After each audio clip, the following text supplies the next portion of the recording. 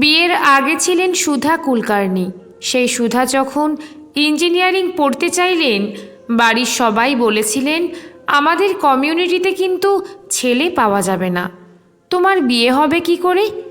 প্রসঙ্গত সুধা দেবীর বাবা ডাক্তার ছিলেন, নামী সার্জেন, কিন্তু তবুও তিনি ইঞ্জিনিয়ারিংই বেছে নেন। ক্লাসে 599টা ছেলে আর একটি মেয়ে।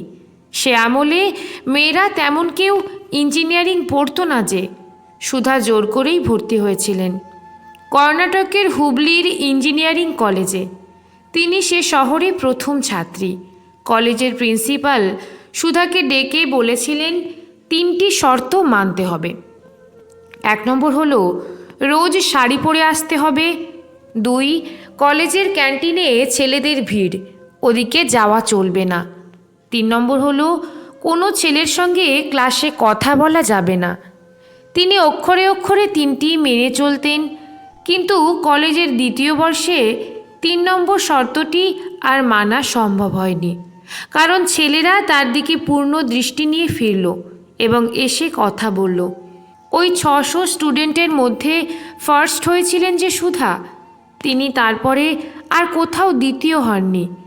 বিইতে first, record number, gold medalist. স্বয়ং মুখ্যমন্ত্রীর হাত থেকে সেই মেডেল নেন।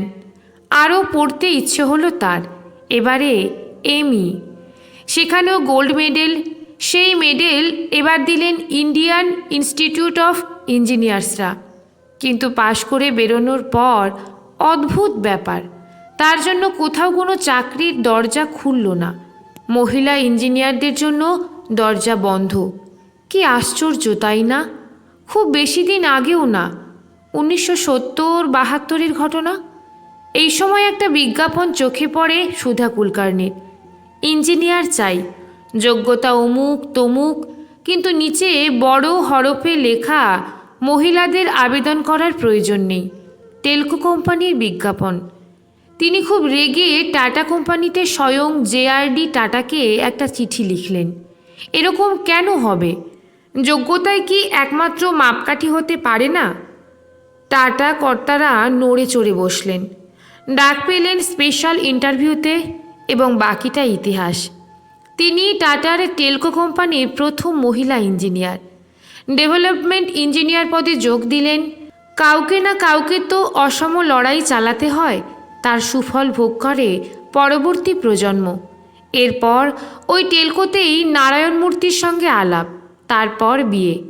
সুধা 400 টাকা, নারায়ণ 400 টাকা দিয়েছিলেন নিজেদের বাড়িতে। সেই টাকাতেই সাদামাটা আড়ম্বরহীন বিবাহ হয়েছিল তাদের এক ছেলে ও এক মেয়ে। দুজনেই এখন প্রতিষ্ঠিত। ইনফোসিস খোলার কথা মাথায় আসে নারায়ণের। নিশ্চিত জীবন ছেড়ে এক অনিশ্চিত সম্ভাবনা।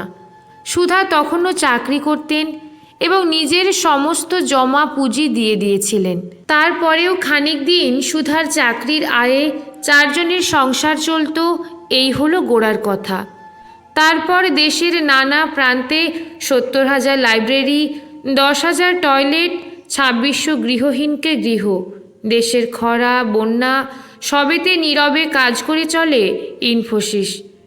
তিনি একদিকে শিক্ষিকা, লেখিকা, আবার অত বড় কোম্পানির চেয়ারপারসন। বহু সম্মান, বহু পুরস্কার পেয়েছেন। টাটা কোম্পানি ছাড়ার সময় জেআরডি টাটা তাকে অমূল্য উপদেশ দিয়েছিলেন। সবসময় একটা কথা মনে রাখবে, তোমার সমস্ত টাকা পয়সার তুমি অছি মাত্র। টাকার সবসময় হাত বদল হয়, হাতে রেখে লাভ নেই। টাকা বড় ক্ষণস্থায়ী। যদি সাফল্য আসে, সমাজকে কিছু ফিরিয়ে দেবে, সেটাই কিন্তু চিরস্থায়ী। তিনি আজও ভোলেননি এবং সবাইকে চমকে দিয়ে তিনি বলেন, বিগত 21 বছর আমি কোনো শাড়ি কিনিনি, যা পরি সবই পাওয়া, আমি শুধু বই কিনি। একবার এমনও হয়েছিল, তিনি প্লেনের বিজনেস ক্লাস লাইনে দাঁড়িয়েছিলেন। এক ভদ্রলোক তার সাজ পোশাক দেখে তার ক্লাস নিয়ে প্রশ্ন তুলেছিলেন। তিনি জানতেন না সুধামূর্তি ভারতের রিচেস্ট পার্সনদের মধ্যে অন্যতম। পদ্মশ্রী সুধামূর্তি বলেন, simplicity is the best jewellery I wear. লেখা সংগৃহীত পাঠে রুম্পা বিশ্বাস।